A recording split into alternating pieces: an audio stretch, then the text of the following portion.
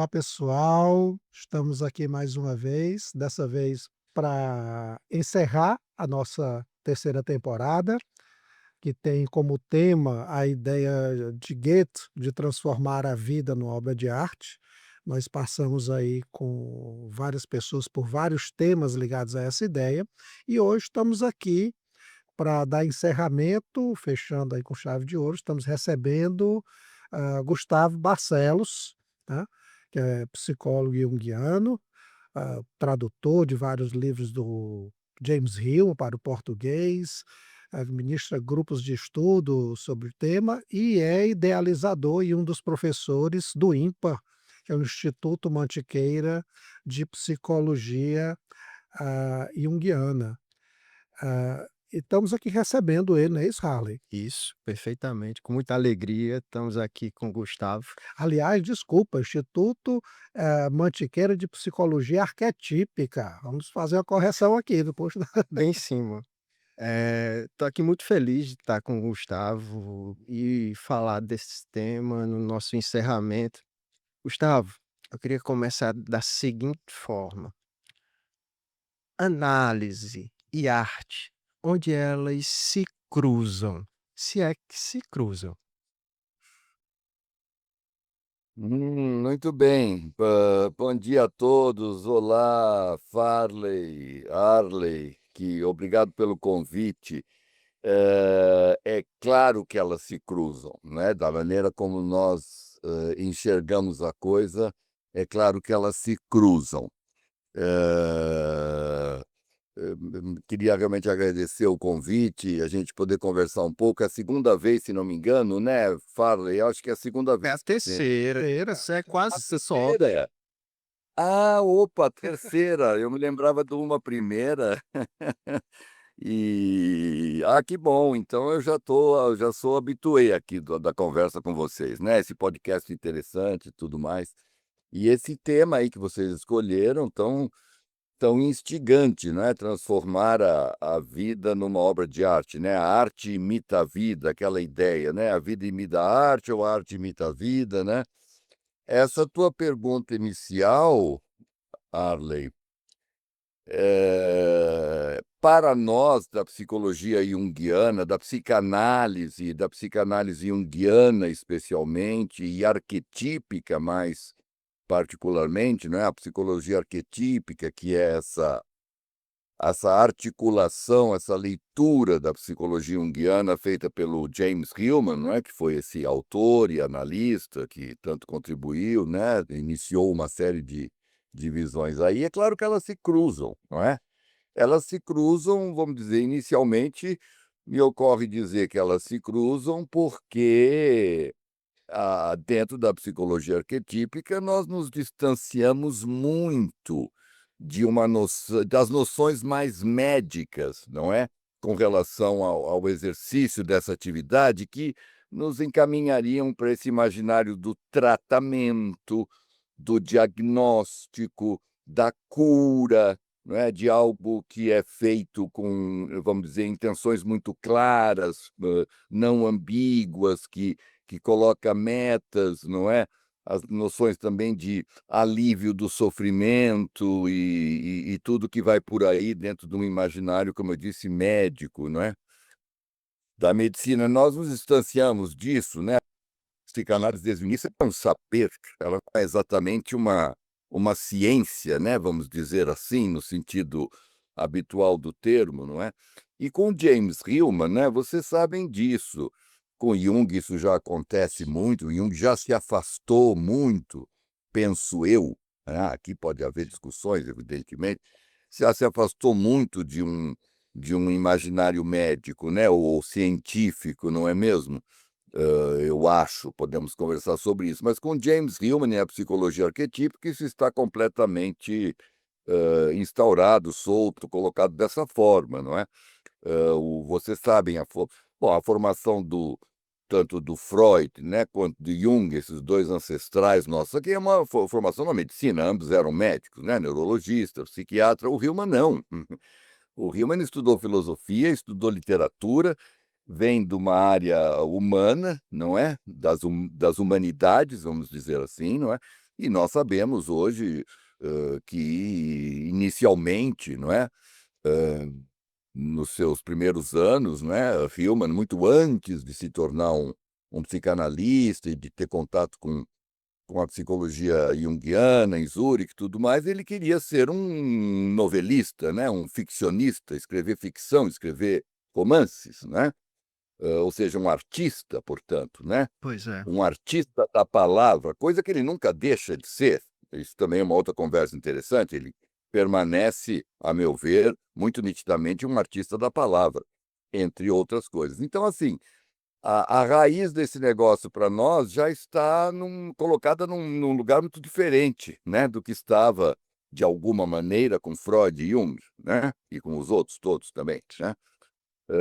Então, nós já vemos a atividade da análise muito menos no imaginário da ciência ou da medicina, vamos dizer assim, mas no imaginário do conhecimento, do saber e, portanto, da arte, né.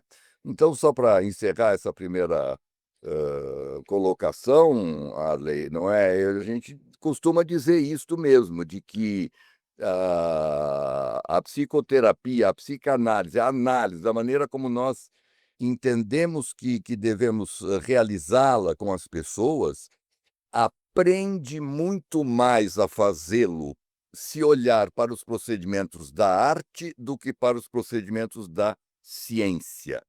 Hã, ou seja, nós vamos aprender, estamos numa posição de entender que aprenderemos mais a lidar com a psique se estivermos numa observação bastante atenta e cuidadosa dos procedimentos dos artistas plásticos, dos artistas da palavra, dos artistas da música, como que eles mexem com o seu material, né, os Isso, procedimentos que eles têm, né. Então isso já coloca a análise e a arte muito próximas, né, enfim. isso. E, ao meu ver, é muito da poética também, né, porque a gente trabalha com as palavras, principalmente, né. Eu me Sim. recordo, pra gente que estude Jung, daquele famoso dilema que ele teve de saber se ele fazia arte ou fazia ciência, né. Também por isso que eu trouxe essa pergunta pra gente abrir esse É. episódio. Então, esse é um dilema ultrapassado, esse é um dilema do século XX. Esse dilema não se coloca no século XXI, é até um pouco cafona perguntar isso, você percebe? Isso está completamente fora de cogitação, eu acho. Né, mas era o dilema É dele. po En é muito datado, Arley, é muito sim, datado, essa preocupação é a preocupação do início do século XX, sim. entendeu? Nós estamos no século XXI, o mundo já acabou, já começou outro mundo, entende? Gustavo, essa frase, você tem uma pergunta que a gente fez a outros convidados. Essa frase que nós usamos para dar o mote da temporada, a vida como uma obra de arte, ou a possibilidade de transformar, que era o desejo de Goethe, né, a possibilidade de transformar a vida numa obra de arte. Como é que você escuta essa frase? Ué, com muita naturalidade, não é isso, mas não é isso, mas não foi sempre isso. Hã, não é uma criação, a vida também não é uma criação, pode ser ruim, pode ser boa, aí depende do artista, não é. Mas eu escuto eu não escuto esta afirmação, Farley, com nenhum espanto, vejo com muita naturalidade, não é. Desde que também a gente abandone, penso eu, uma noção romântica do que seja obra de arte, né. Hum. A gente fala em obra de arte com ecos ainda muito do romantismo, especialmente o romantismo alemão e não sei o quê, não é mesmo? E há uma certa idealização desta ideia, romantização desta ideia, não é? Se a gente dispensa isso numa visão talvez mais pós-moderna, né, sei lá, a frase ganha uma naturalidade, a meu ver, bastante óbvia, né. A vida é criação, estamos criando uma vida o tempo inteiro, não é. Hã, então, é arte, né, é arte, será sempre arte, porque está no plano do imaginário, está no plano da cultura e não da natureza, percebe? Hã, independente da qualidade do resultado, veja bem, né. Há como em tudo, pode haver uma discussão em torno do resultado do produto, para falar uma linguagem horrível, mas enfim. Então eu acho que é muito natural isso, né. Eu vejo com muita naturalidade, com nenhum espanto, Farley.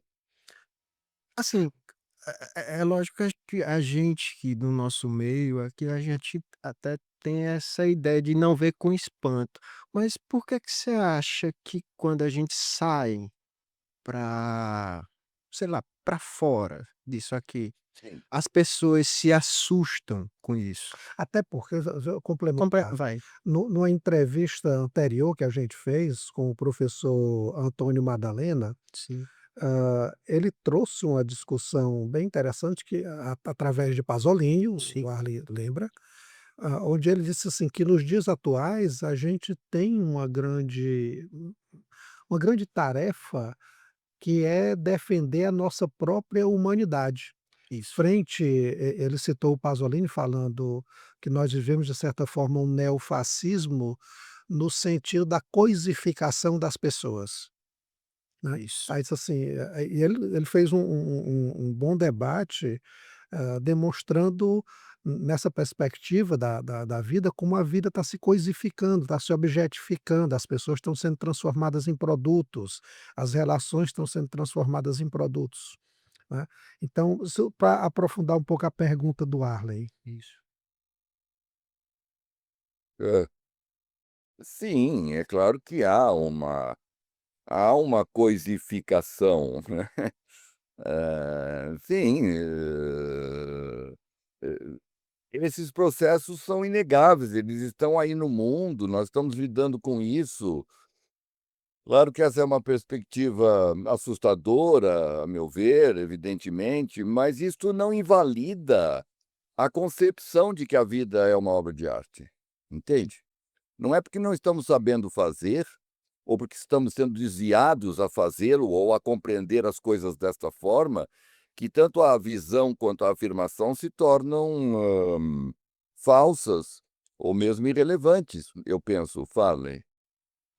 Eu acho um pouco da colocação do Madalena no episódio anterior foi justamente isso, assim, de que nós temos ele até usou como em outras situações aqui dos entrevistados, assim, não é que transformar a vida de arte seja uma opção entre várias, é o caminho, né, assim, Isso.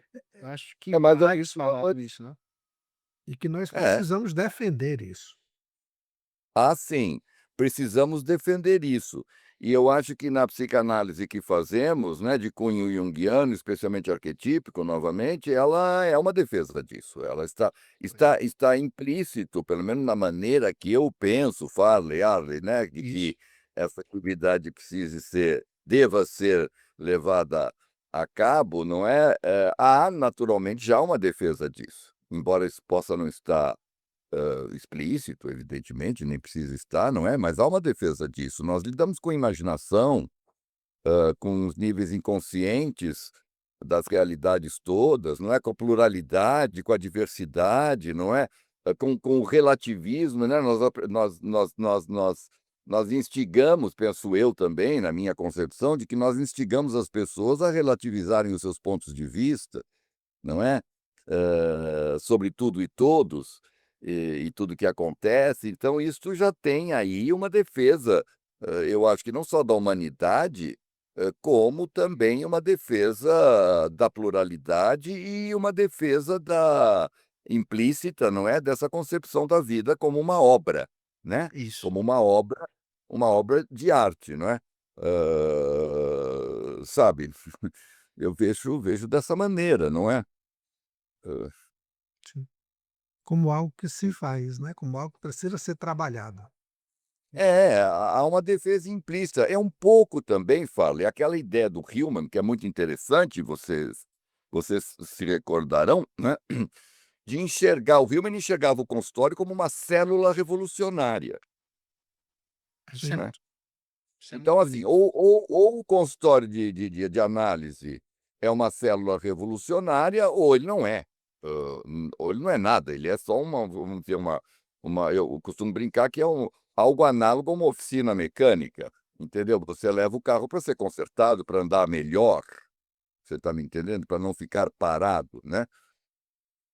Talvez isso seja o que mais acontece, essa é uma outra discussão interessante também, mas eu gosto bastante e me alinho bastante nessa ideia que o Hillman trouxe há muitos e muitos anos, isso nos anos 90 ele já falava disso, né, vocês certamente se recordam da gente poder enxergar e não só enxergar, mas viver, experimentar o consultório em ambos os lados, em ambas as poltronas, né, como uma célula revolucionária.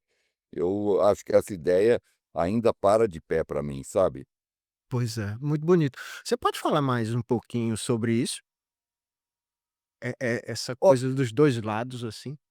Esse porque na porque se você é um analista que está alinhado com a revolução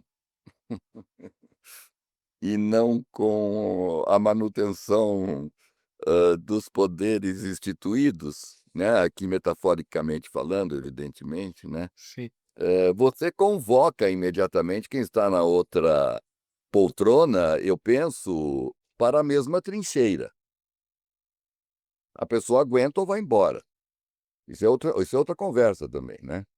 Mas, essas noções que estão aí, lei desde o Freud, né, desde o início do campo da psicanálise, não é, da análise como uma atividade disruptiva, desconfortável, portanto revolucionária, transgressora, difícil, não é, contracultural, não é mesmo? Quer dizer, você só adentra o inconsciente, vamos dizer assim, né, uma expressão também complicada, mas você só, enxerga o que não está sendo visto, vai ao inconsciente se houver alguma atitude disruptiva, transgressora, revolucionária. Se você estiver ali para conservar as coisas, para consertar as coisas, né, nesse imaginário meio médico, meio oficina mecânica, não penso, eu particularmente, aí é uma opinião apenas, né, não penso que isso seja fazer análise, não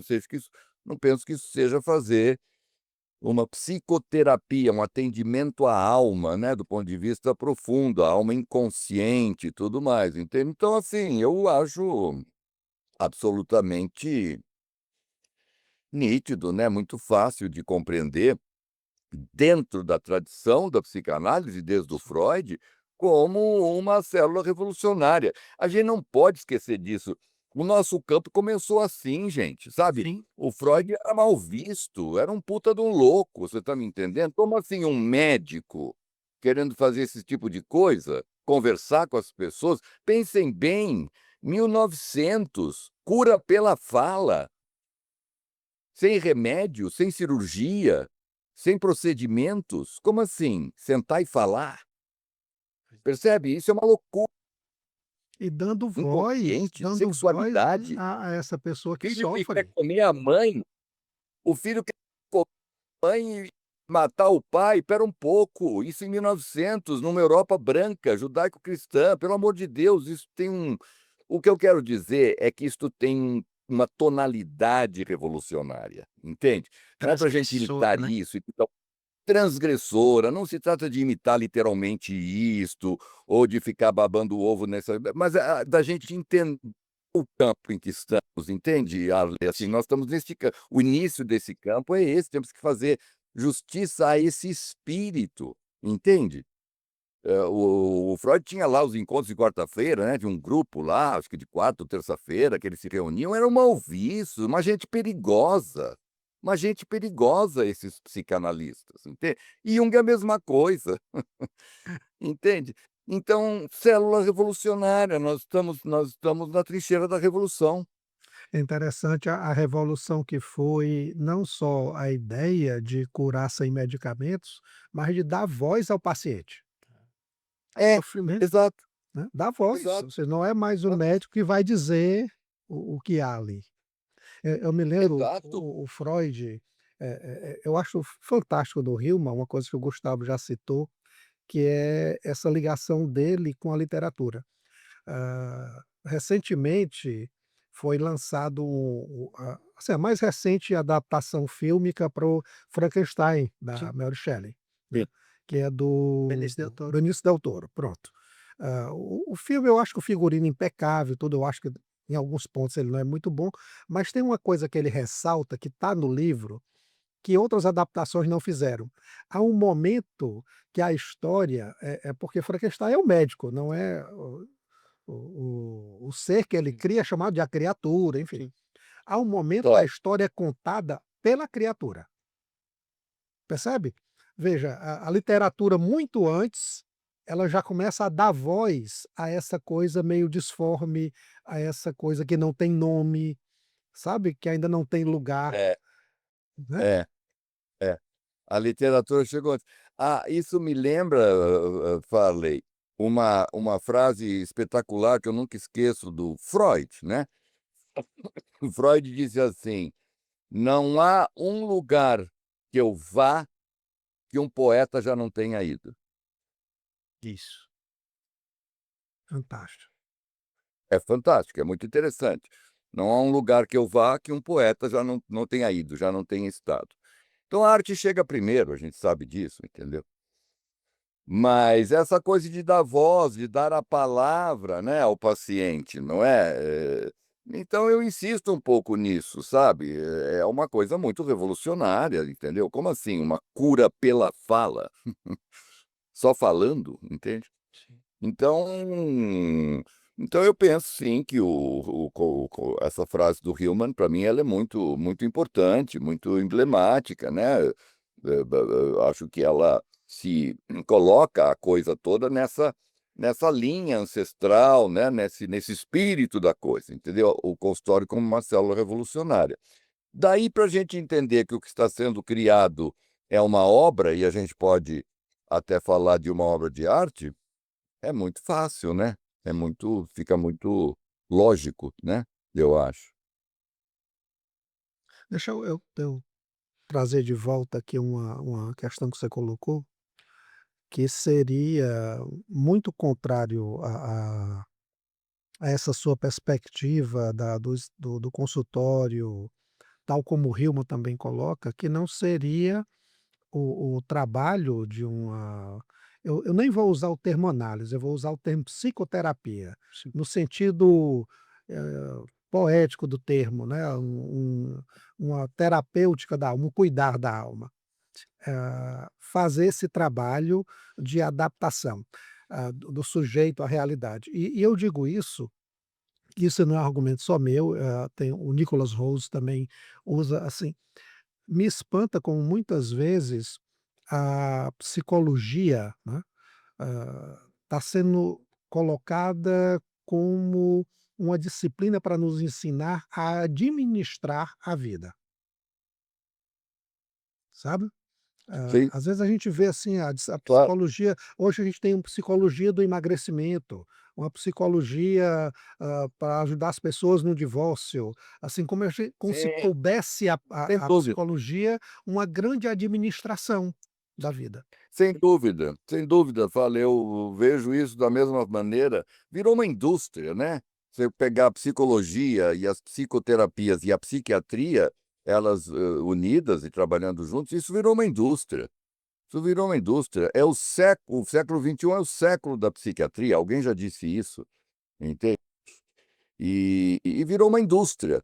As pessoas ganham dinheiro, têm carteirinhas de associações e cobram e não sei o quê, e virou uma indústria, qualquer coisa é psicologia, não é, várias, então isso eu acho, não é, tudo bem, cada um faça o que quer, mas assim, nós da psicanálise, né, que nos alinhamos a essa ancestralidade que começa com Freud, Jung, chega a Hillman, a nós todos aqui e tudo mais, entendeu? Eu acho que nós temos que ter muita noção, muita consciência de que estamos numa outra linha, né, numa outra linha do tempo, numa outra ancestralidade, numa outra concepção das coisas, não é? Mas, sem dúvida nenhuma, né, de que a psicologia virou isso, né. Hoje há um debate, não sei se vocês têm acompanhado, que eu acho muito importante, não é, e isso vem dos psicanalistas, especialmente dos lacanianos, vocês devem estar acompanhando esse debate, de que Não é possível e nem desejável e nem se deveria ensinar psicologia, eu ia falar, mas mais psicanálise, né, nas universidades. Eles são contra isso, né, são completamente contrários a isso. O Freud já era, né, Pois é. hã, Acho que isso é um sabe. tema importante, É. assim, pra gente aprofundar um pouquinho.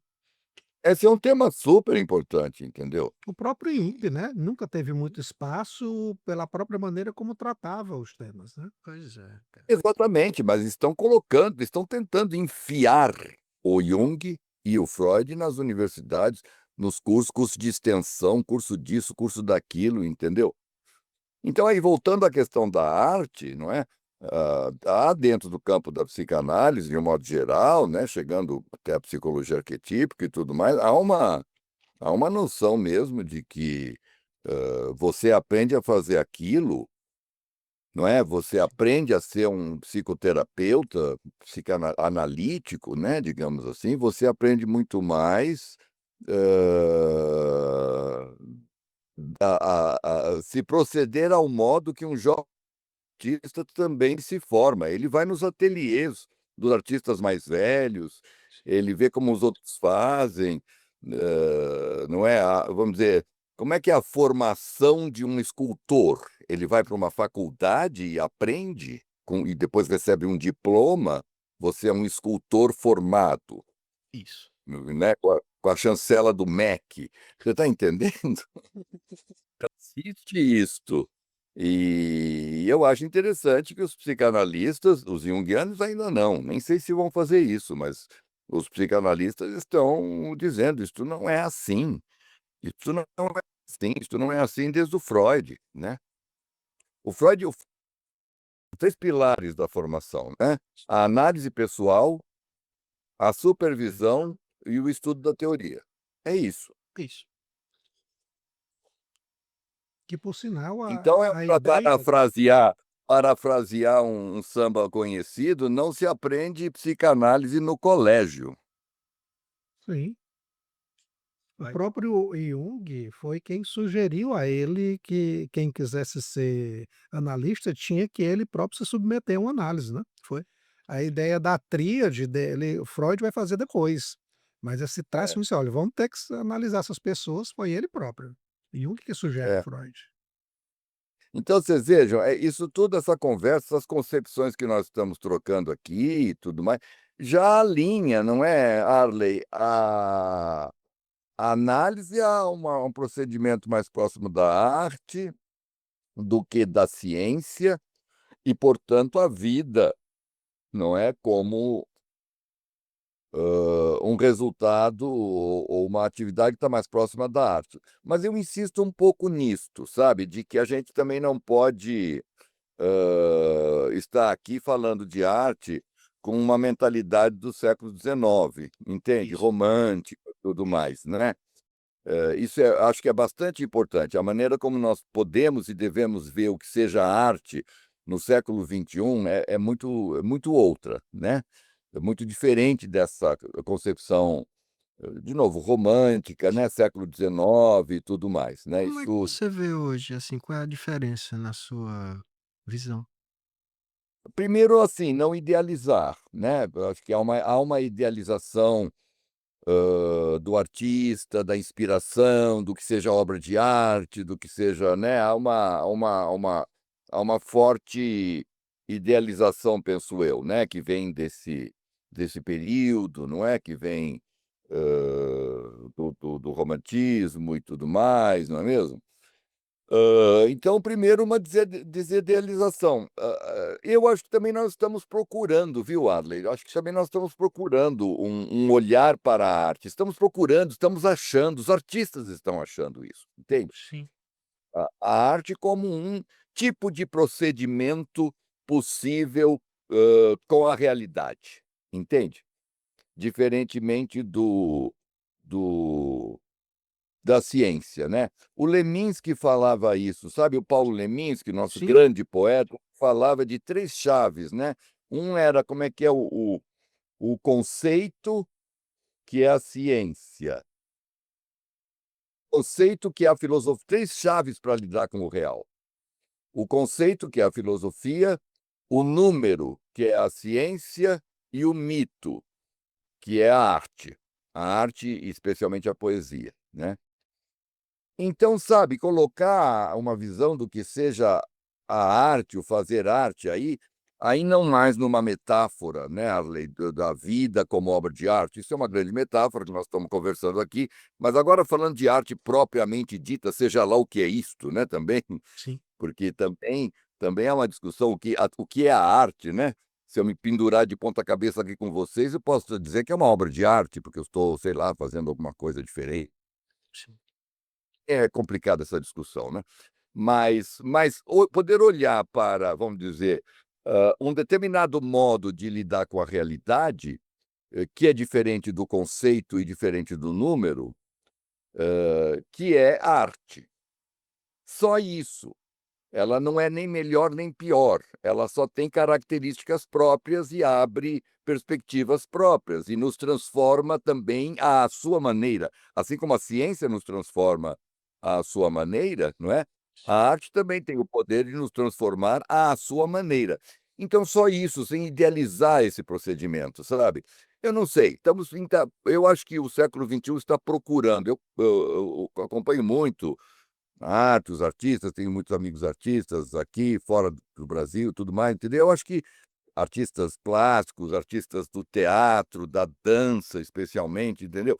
Eu sinto que as pessoas, pelo que eu vejo, sabe, ainda estão procurando também, não é, entender o que é a arte. Pega uma artista, portuguesa, africana, como a Grada Quilomba, por exemplo, que tem uma obra interessantíssima. Eu acho que tem na obra dela também uma coisa, assim, de estar procurando, então o que é a arte, né, como que eu posso me relacionar com a arte de uma maneira, contemporânea, que não tenha esse influxo do passado, né, desse passado, romantizado, vamos dizer, sabe, Arley? Sim.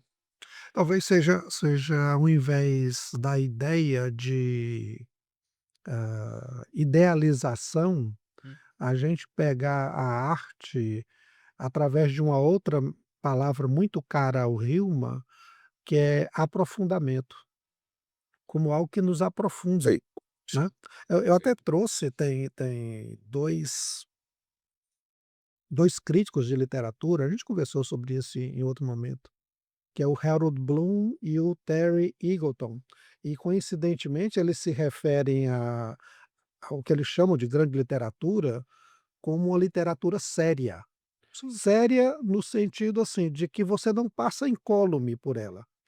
Ela lhe Sim. obriga a um aprofundamento. Talvez a gente encontre esse ponto da arte não nessa idealização, mas sim como algo que nos pega, que não nos deixa passar incólume por ela, né. Que tem o Eu acho que poder de transformação, sim, e esse é de certa forma poder o papel de da análise, transformar. né. É o papel da análise, lhe provocar um aprofundamento em você próprio. Isso, a gente escuta Um isso com o Carlos. aprofundamento, eu só acrescentaria uma outra palavra muito cara a mim também, falei um aprofundamento e uma transformação, sabe. Eu acrescentaria essa palavra, transformação. A gente discutiu isso com o Carlos Tucci, Foi. né. E eu estava pensando aqui, e estava com a palavra que ele trouxe, que é singularidade preciosa, né, de você cultivar, usando uma A sua palavra que singularidade o preciosa. Hilma usa muito, né, Gustavo, cultivar uma singularidade preciosa que é só sua. Essa é sua arte, né, pelo menos eu imagino assim, eu queria saber o que é que vocês pensam disso, Eu penso que o velho Jung já chegou aí e falou quando falou de individuação, a né. ideia de individuação ela é importantíssima, né, ela permanece importantíssima, eu acho que é, em outras palavras, isso que você disse, né, singularidade como é que é? Preciosa. Singularidade Preciosa. preciosa. É, é. Que ele debateu muito com a gente, foi inclusive o encontro aqui de abertura da Sim. temporada. Ele da parte da filosofia, ele é filósofo e teólogo, e ele debateu muito isso e também, assim como o Madalena, acentuou as dificuldades hoje da gente defender isso. O quanto é revolucionário a gente defender essa Completamente. perspectiva. Completamente, porque a questão da singularidade, aí é uma provocação para vocês também. A mim me parece que a ideia da singularidade, que pode também ser formulada como a individuação junguiana, blá, blá, blá, mas essa ideia de uma singularidade, ela está absolutamente contaminada por um influxo narcisista, né? Confunde-se singularidade no plano geral da cultura e da experiência, né, coletiva, a meu ver, com algo que é doentio, né, que chama-se narcisismo. O que que vocês acham? Seria a mesma, um debate também muito próximo entre a diferença de individuação e individualismo. Isso. É isso, Né, exatamente, entendeu? exatamente, Não são a mesma coisa. É uma não só defesa da sua singularidade, não implica um narcisismo, né, não implica não implica, né, não implica, não implicaria, mas parece que essas sim, coisas no plano da experiência coletiva e comum estão confundidas, né, Farley? A pessoa está procurando uma singularidade, mas ela resvala e acaba caindo, a meu ver, né, na minha opinião, estamos aqui para debater, num narcisismo, né, numa posição, fechada, narcísica, né, no sentido, clínico do termo.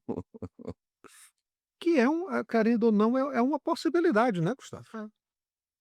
É, Não tem como, entrar nesse campo sem se arriscar a isso, claro, né. claro, claro. Singularidade é uma coisa perigosa, né. Buscar singularidade é algo perigoso, contém muitos perigos. Sim.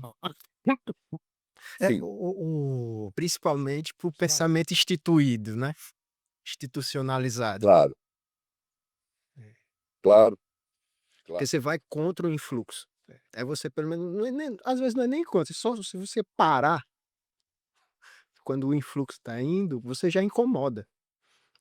Com certeza, porque veja, a ideia de singularidade, que para mim eu gosto de pensar na chave do Jung, Arle, que é a individuação. Eu acho essa uma das maiores contribuições do Jung ter falado de individuação. Acho que ninguém entendeu direito isso, estamos tentando entender, é muito complexo, é muito interessante o que o Jung falou, não é? Mas que a gente pode traduzir por singularidade. E singularidade, tanto quanto individuação, é uma ideia muito perigosa, muito complexa, não é? De ser compreendida e de ser vivida, até porque no meu modo de ver, uma experiência de singularidade e a busca pela singularidade não exclui uma outra coisa importantíssima, não exclui, até inclui, eu diria, comunidade, a ideia de comunidade.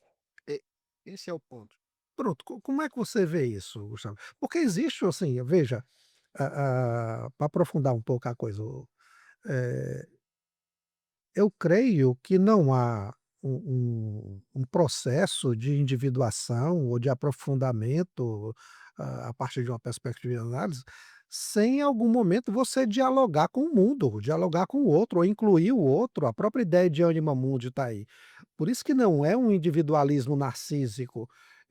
Eu preciso olhar para o outro, né, Eu acho que isso diferencia aquela coisa da individuação e individualismo. individualismo. Porque aí eu acho que é no Vida Simbólica, num dos últimos livros do Jung, ele dá uma descrição, assim, fantástica da individuação, né, de que você busca essa singularidade, como a gente está falando aqui, mas ao achá-la, você divide, você volta para a comunidade, para Então, devolver à comunidade um pouco do que é seu, né.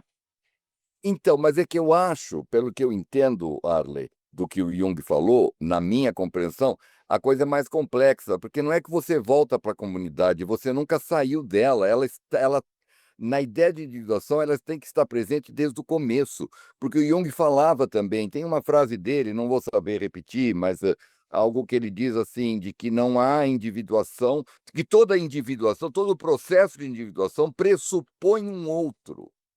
Presso Pressupõe um outro. Ora, se pressupõe um outro, o outro tem que estar incluído, e o outro é a comunidade, é o coletivo, é o outro significativo, imediato também na sua vida. Pressupõe, ele tem que estar ele, ela, né, tem que estar presente desde o início. E é isso que torna a ideia de singularidade, essa palavra é muito interessante mesmo, ou a ideia de individuação, que fica um pouco mais cifrada e tudo mais, mas a ideia de singularidade, ela é tão complexa e, portanto, ela é tão perigosa. Ela é tão perigosa, porque, na meu ver, porque ela é complexa. Então não é assim que eu me individuo e aí eu volto para a comunidade. Não, é muito mais difícil. O buraco é, a meu ver, é muito mais embaixo, a comunidade tem que estar presente desde o início, são processos paralelos. E isso torna a coisa mais difícil, mais interessante, mais profunda, mais complexa, mais perigosa. Você não acha? Assim, estou te dando a minha visão. Não, eu concordo com você. Quando eu falei volta, eu volto o que eu estava dizendo da busca da pessoa, não que ele tenha sido ido Tem uma coisa da Sim. comunidade. no Jung, tá, Não, eu acho.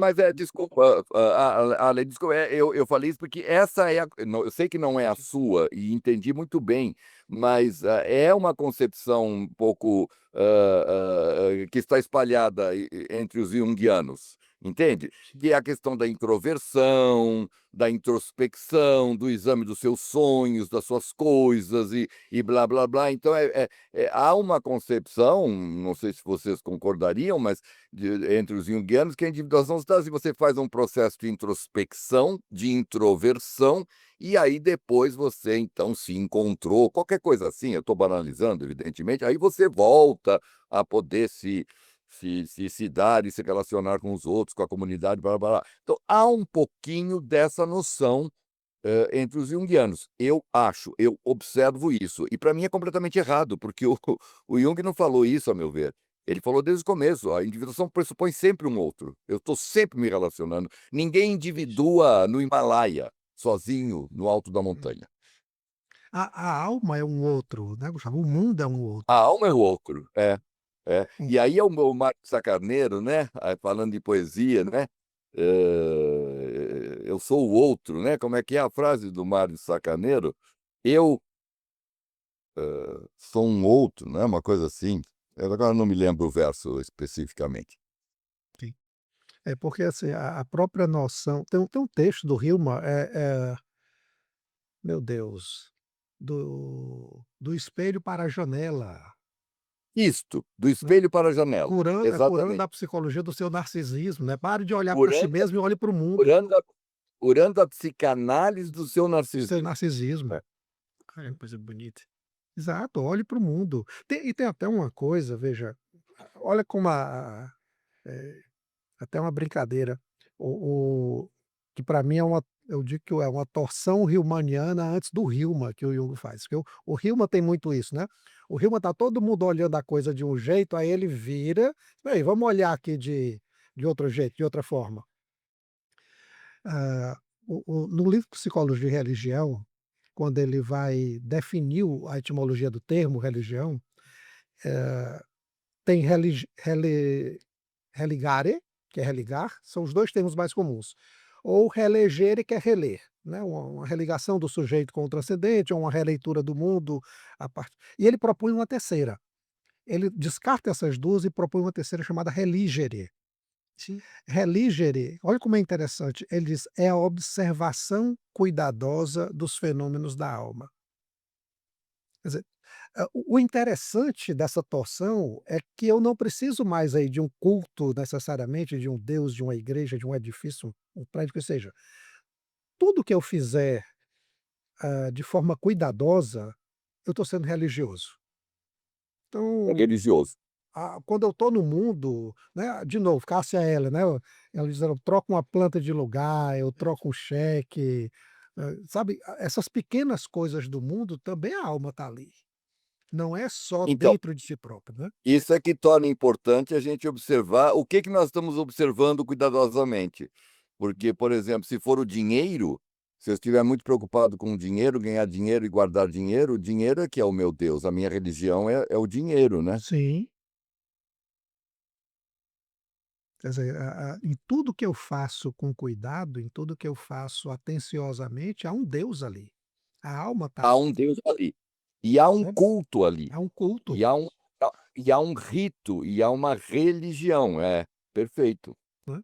Então, assim, não está só dentro de nós mesmos, está no mundo, a coisa está no É, mundo. tá bom. É.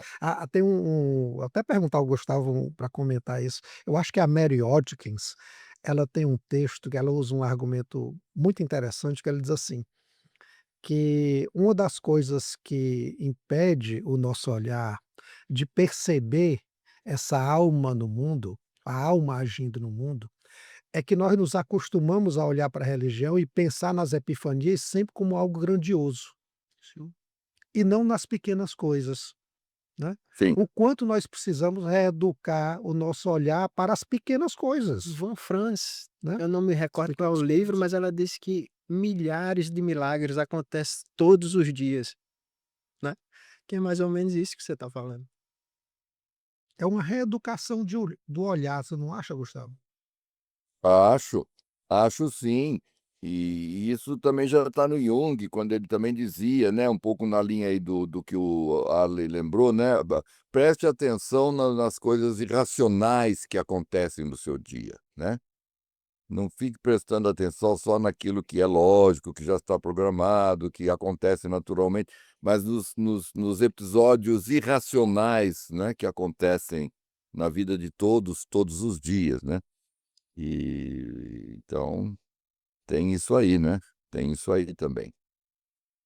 Que é o pequeno, né, é o pequeno. O Hillman falava, tem a ver com função-sentimento, né, o Hillman tem essa definição, vamos dizer assim, ele não coloca nesses termos, mas enfim, da função-sentimento como a arte do pequeno, a arte do pequeno.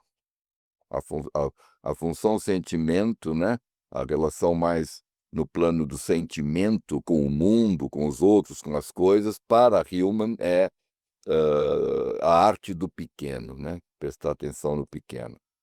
Pois é. É interessante, né. Saber valorizar, né, o sentimento dá muito de valor. Qual o valor que isso tem? Não importa o que é, mas é o valor É, daquilo, da aquilo que tem experiência. sentido, né. Isso.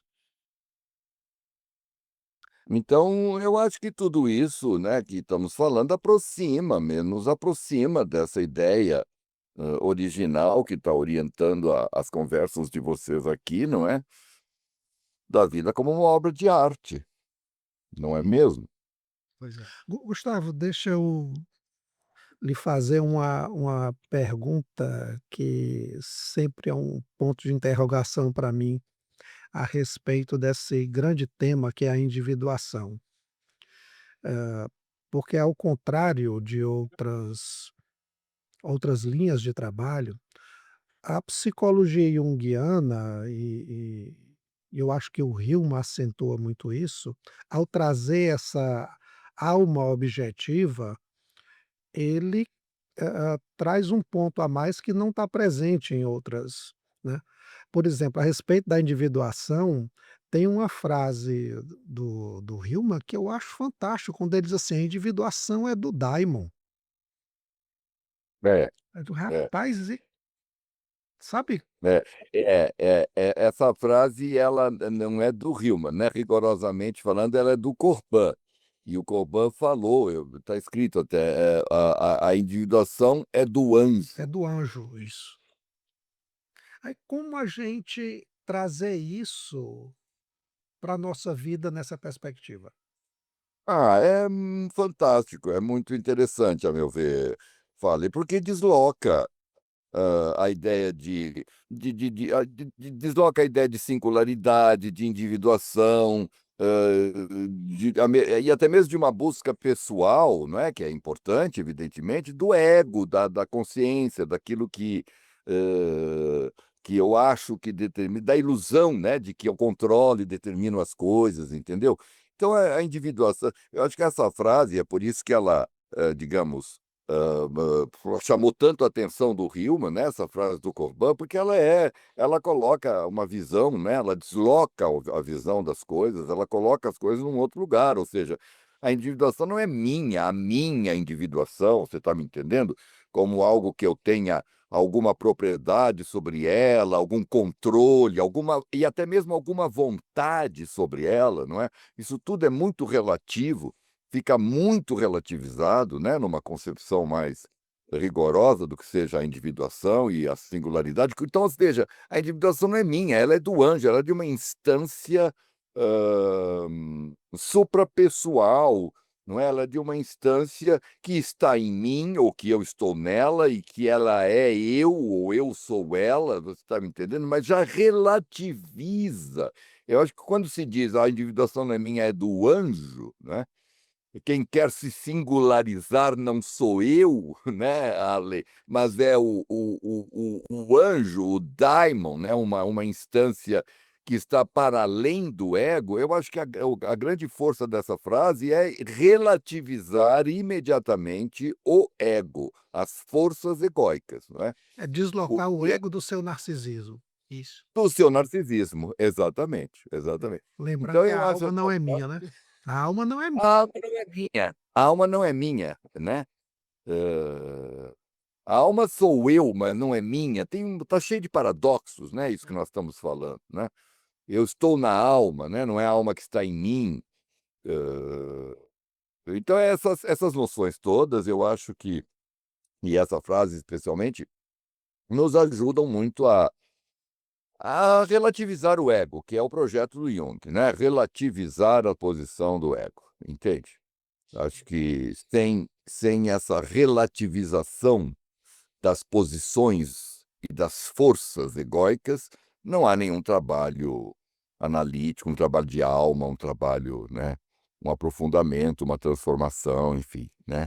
Eu lembro agora, enquanto você falava, de um traço da mitologia que o Hillman trabalha no livro O Sonho e o Mundo das Trevas, que é a figura de Hércules, que chega no Hades e sai querendo dominar tudo, e sai querendo puxa a espada e, sabe, já Sai sai quebrando tudo. quebrando tudo, né. Sai quebrando tudo. Ele fere, né, Hades, que é o dono da casa, fere no ombro, mata o cachorro, mata o pet do Hades, você está me entendendo? Mata o Fégaro, entendeu? Você chega na casa de uma pessoa, você fere o seu anfitrião e ainda mata o pet dele, você está entendendo? Então é um negócio de uma violência muito grande, né. E que E o demarca que o tá poder do ego, assim, a postura que o ego muitas vezes tem frente às imagens, frente à alma. sem dúvida. Sem dúvida. Essa é justamente a reflexão do Hillman, né, Farley? Exatamente essa, de que, eu acho que o Hillman aí ele tem um trabalho fantástico também, nos ajuda muito, porque nós estamos acostumados, desde o Jung, dos junguianos e tudo mais, a entender o ego, a consciência, como alguma coisa que está, vamos dizer, estruturada a partir do arquétipo do herói, né, nós falamos isto, né, a base da consciência, do ego, pelo menos o ego ocidental, né, como nós o vivemos, ou entendemos, não é? Ele é heróico e tudo, aí a necessidade do herói ou não, aí tem toda uma discussão se precisa ser assim, se não precisa ser assado, isso é outra coisa. Eu acho que o Hillman nos dá mais um ponto aí, e justamente é nesse livro, O Sonho e o Mundo das Trevas, que você se refere, que eu tive a felicidade de traduzir, porque aquilo foi uma coisa extraordinária para mim também, ele dá esse ponto a mais e diz: "Tudo bem, o ego está moldado a partir do arquétipo do herói, mas herói é um termo muito amplo, existem muitos tipos de herói. Qual é o herói que molda o ego e a consciência ocidental?" E aí ele vem, é Hércules, que poderia ser Orfeu, Sim, sim. tá certo? Poderia tantos outros heróis, poderia ser Ulisses, que também entra no Hades, você está me entendendo? Hã, mas E tem eu uma acho que ele postura faz um completamente diagnóstico diferente, né, Gustavo?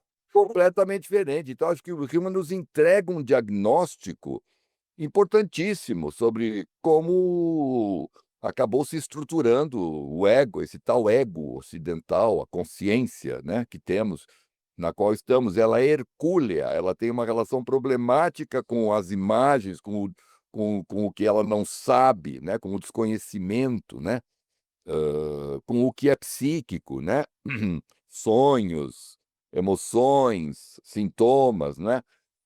Esse ego combate tudo isso, não é? E aí voltamos para aquela discussão, né, da indústria da psicoterapia, da indústria da psiquiatria, né, justamente porque é uma indústria que está a serviço de combater mesmo, né? O desconhecido, o perturbador, o misterioso, o psíquico, né? Então eu acho fantástico quando o Hillman realmente nos ajuda a entender melhor que herói é esse sob o qual nós estamos vivendo, né? É Hércules, né? Se fosse Orfeu seria outra batida, né, Farley? Sim. Ou o próprio Ulisses que você citou, que mergulha no Hades para saber, para questionar, mas não para É. eliminar, né. Não para dominar. Eu costumo brincar, porque Ulisses vai ao Hades para consultar Tiresias, né, eu costumo brincar sobre o seu destino, se o que queria acontecer, etc, sobre quem ele é. Então eu brinco que Ulisses vai ao Hades vai ao analista, né, ele vai ao analista. E é interessante Essa metáfora é fantástica. é, É você ir ao Hades, você vai tá indo pra aí é o analista. E veja, Você vai ao analista, porque inclusive a conversa, não sei se vocês se lembram, ou é o canto 10, né, é uma coisa incrível a conversa dele com Tiresias, é uma sessão de análise. é, É uma sessão de análise. O Tiresias ali é um analista mesmo, né, e eles têm uma conversa incrível. Então, e a veja, gente pode pensar dessa maneira. tem um Gustavo, que é muito interessante na Odisseia, a respeito disso aí, é que ele precisa descer ao Hades e consultar Tiresias, é uma prerrogativa, é uma necessidade para que ele consiga voltar para casa. Só Exatamente. realizar a sua trajetória, o seu retorno, a sua Não, peregrinação mas para veja casa, é, ele precisa consultar o Hades. e veja o nível metafórico do que você acabou de dizer, eu preciso consultar o Hades, consultar o analista para voltar para casa, né, para voltar para si mesmo, percebe? Para Sim, sim. enfim, tem um nível metafórico belíssimo, interessantíssimo no que você acaba de dizer, eu acho, Farley. É uma imagem muito bonita, tá, da É, Odisseia. é. Porque a gente pensando, eh, a outra grande figura heróica dessas guerras troianas é Aquiles. Sim. E Aquiles é uma imagem de herói completamente diferente de Odisseu, mas que tem um traço que eu acho muito bonito. Nós inclusive conversamos aqui, nós convidamos uma pessoa para falar sobre a mitologia, a literatura grega, né, falou sobre a Odisseia, falou Juliana sobre Ragusa. a Ilíada, e é muito interessante a figura de Aquiles em um ponto, porque quando ele vai a guerra, porque na realidade a Ilíada, ela coloca pouco mais de 50 dias dos 10 anos de guerra. Mas logo no primeiro canto, a mãe de Aquiles, que é Tétis, que é uma ninfa do mar, né, ela diz a ele: "Eu te criei nutrido de infortúnio, né. Tu tens vida breve, a Moira te persegue de perto, tu tens vida breve". Quer dizer, Aquiles vai à guerra, ele sabe que vai morrer. Isso E isso vai morrer. era o dom dele, né. Que É, a veja, Juliana mas veja, o interessante é que ele não ia à guerra, a mãe diz a ele: "Se você não for à guerra, você vai ter uma vida longa, feliz, tal, tal, tal, tal". Mas não é o que ele é, né. Então assim, os atos dele também estão pautados por algo além do próprio desejo egóico, além do medo da Que é morte. o anjo, que Quem é o é anjo, o que é o essa daimon. que é o Daimon. Então quando o Torban fala: "A individuação é do anjo", olha aí o Aquiles se ferrou. Exato, mas é isso que eu sou, é. né. É, Quer dizer, não exatamente. necessariamente eu, mas, tem algo além do meu ego, tem algo além do meu desejo pessoal. Claro, é, exatamente.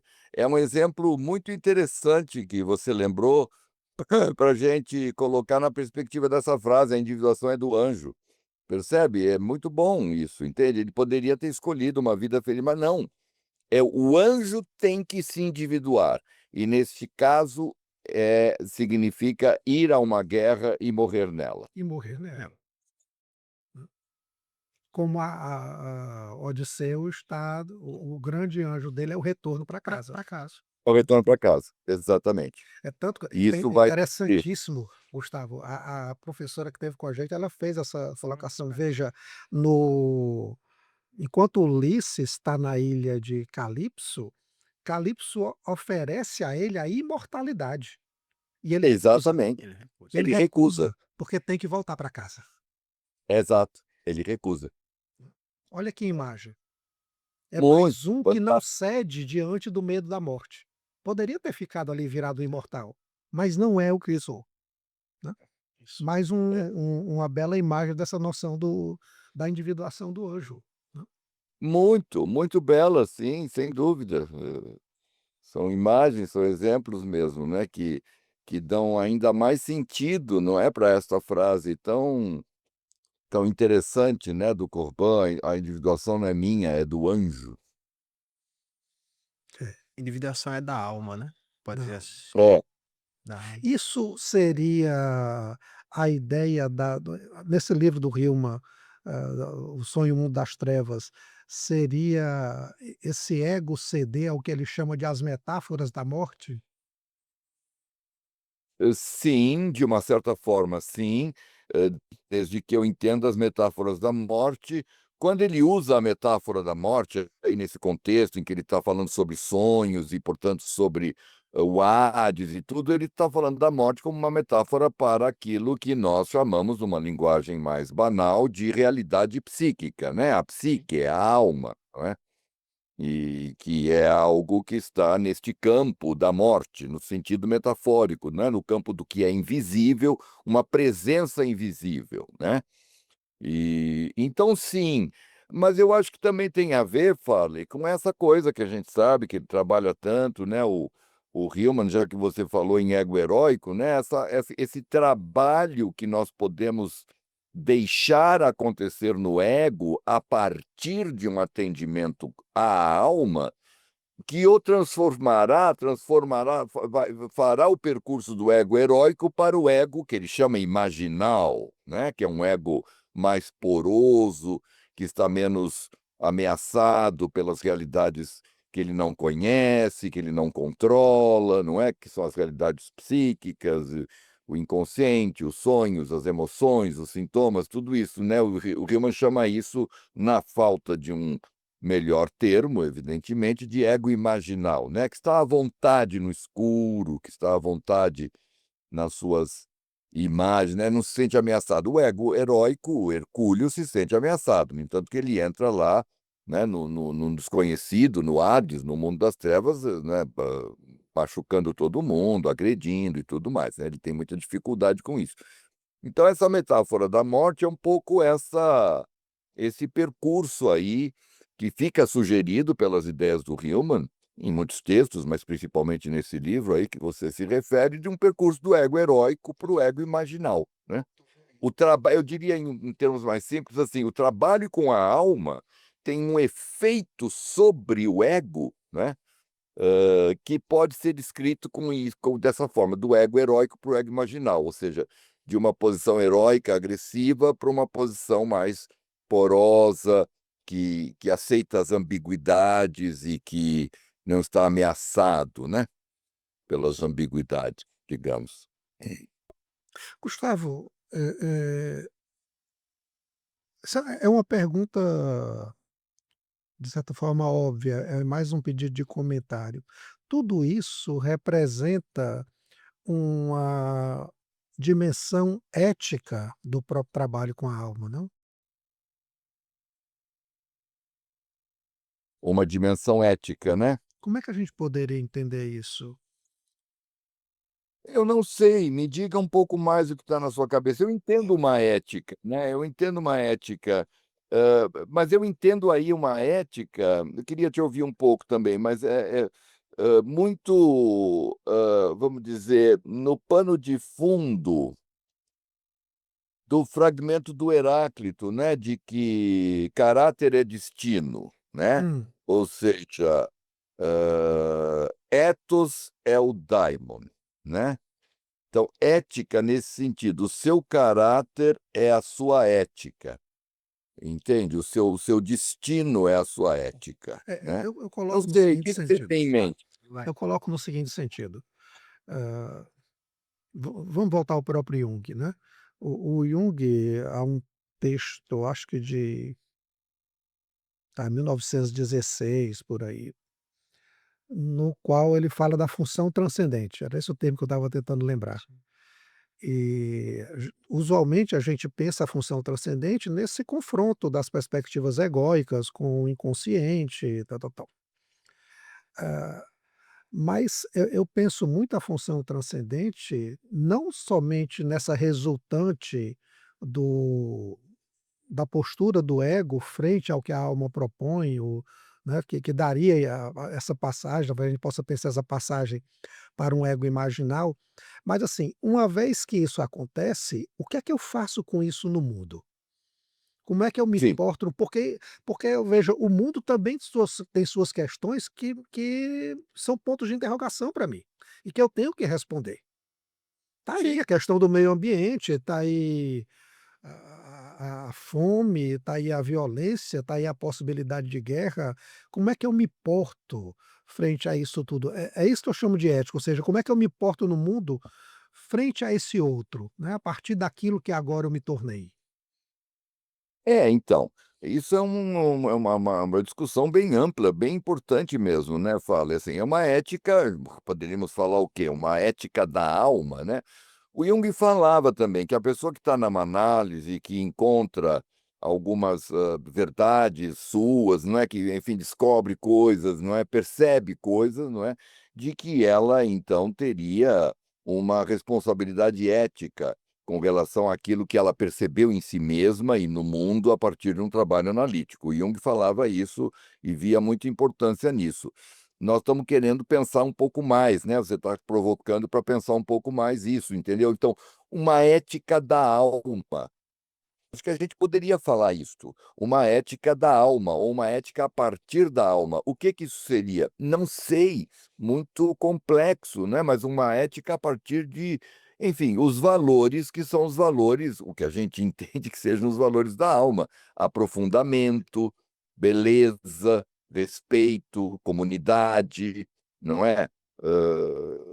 As coisas que a gente mais ou menos compreende ou percebe que sejam os valores caros, não é? A alma, uma perspectiva da alma. Então eu gostaria de pensar, não é, a partir de uma ética da alma. O que que é isso, entendeu? Como é que nós podemos pensar uma ética da alma ou a partir da experiência da alma? Eu não sei, é muito A fica em gente aberto. podia marcar outro podcast para falar só disso aí, a ética da alma. A ética da alma, o que é a ética da alma, né? O que é a ética da alma? Né, que valores que estão aí, né, então. Não sei, eu acho que o encaminhamento disso que você provoca, para mim seria por aí, a gente poder imaginar, sentir, perceber o que é uma ética da alma, né. Que eu não sei se é uma contradição em termos, porque a alma é a moral. Sim, pois é. E Eu me lembro, Gustavo, então uma conversa que a gente teve, você estava até por aqui em Fortaleza, eu acho que no lançamento dos livros negros, alguma coisa desse tipo. E eu lhe fiz uma pergunta, eu não me lembro muito bem, a respeito de Jung, como é que estava Jung naquela época que ele estava escrevendo os livros negros, né. Você foi disse só uma palavra assim, era um atormentado, né. E esse contato com a alma é isso, é atormentador, né, e disso que o herói, o Hércules foge, né. é, Ou seja, é. aí para falar de uma ética da alma, é uma ética do tormento. Me vê essa E loucura aqui. talvez seja. Eu não sei, estamos falando uma coisa que eu nunca pensei, enfim, né, talvez seja a ética do tormento, né. Muito do não só, né, Ali, mas muito do contato com a alma se dá de forma tormentosa, né, porque ela é disruptiva, ela vira as coisas, não é, o contato com a psique Desconcertante. profunda, não, É desconcertante. desconcertante. É, desconcertante, né. Todo sonho o Jung falava isso, né, todo sonho é um incômodo, né, todo sonho é fundamentalmente um incômodo. Eh todo sonho é uma mosca que pousou na sua sopa. Vocês sabem que essa imagem não é do Raul Seixas, é de Jung. É uma imagem que está num dos textos do Jung sobre, os sonhos, a interpretação dos sonhos e tudo mais, né. Então é muito interessante o Jung falar isso, cada sonho, todo sonho é, uma mosca que pousou na sua sopa, ou seja, um incômodo, um transtorno, não é mesmo? A alma, né, é uma música que está o tempo todo pousando na nossa sopa e dizendo: "Ó, não é bem". É. O ego faz aquela sopa gostosa, né, Pari, vai lá os ingredientes, mistura, segue uma receita, né, que é coletiva e tal, não sei o quê, tenta acertar, apresenta a sopa, pumba, Pronto. vem a mosca e pousa na sopa do ego. Maravilha, com essa metáfora fantástica, a gente está chegando aqui no final. Eh, Gustavo, muito grato por ter aceito o convite mais uma vez. Deixo aí aberto para mais alguma consideração que você queira fazer. Olha, eu agradeço a conversa com vocês, é sempre boa, é sempre, legal, é gostosa. Fico à disposição para quando vocês quiserem a gente conversar, estou sempre disposto a isso, né. Muito obrigado pela participação num tema tão interessante, né, um tema que fica em aberto, né, a gente não conclui nada, né, essa coisa da vida como uma obra de arte, né. Acho que a gente vai abrindo, vai abrindo, vai abrindo, né, mas não precisa concluir nada e tudo mais. Então, é uma conversa muito interessante, foi muito agradável a gente falar, trocar ideias, né, e mexer com essas ideias. Muito obrigado, é isso, foi um prazer, Obrigado, como sempre, Gustavo. conversar com Obrigado, vocês. Gustavo, mais uma vez. Vida longa ao podcast, vida longa ao Obrigado. Muito grato. E aí a gente vai encerrando essa conversa, encerra a terceira temporada. Eu acho que com essa fala do Gustavo é perfeita, porque não se encerra, a gente abre, é um encerramento que é abertura eternamente, né, vai abrindo para novas possibilidades. Agradeço a todos, ao Gustavo, ao Farley, a todo mundo que nos seguiu nessa temporada e vamos com a próxima aí, quem sabe. Grande abraço. Tchau, tchau. Tchau, tchau.